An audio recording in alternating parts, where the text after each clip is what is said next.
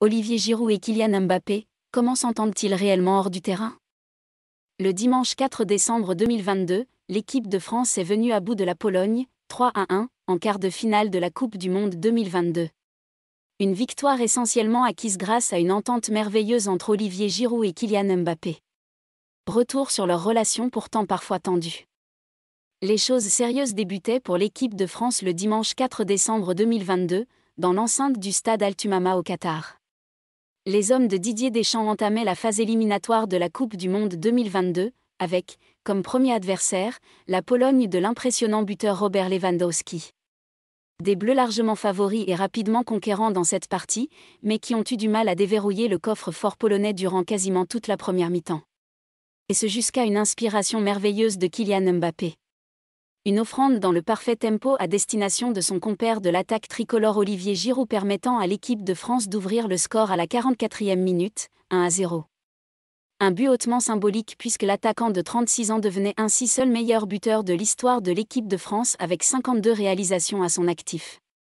Des tensions désormais loin derrière eux.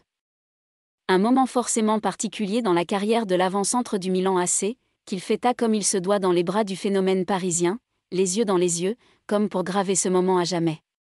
L'entente semble donc être au beau fixe pour les deux joueurs, tous deux meilleurs buteurs de la sélection lors de ce mondial.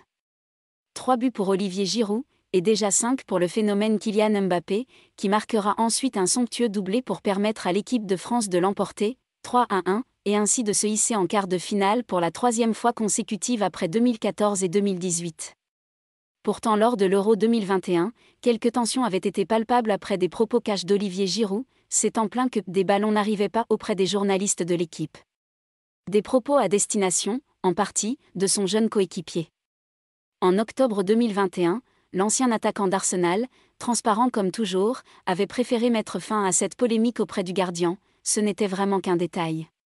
Il était un peu remonté pendant 2 jours même si je lui ai expliqué que je ne le pointais pas spécialement lui du doigt. Je n'avais pas l'intention d'être dur avec qui que ce soit. Nous avons eu une conversation entre adultes et il n'y avait plus de problème.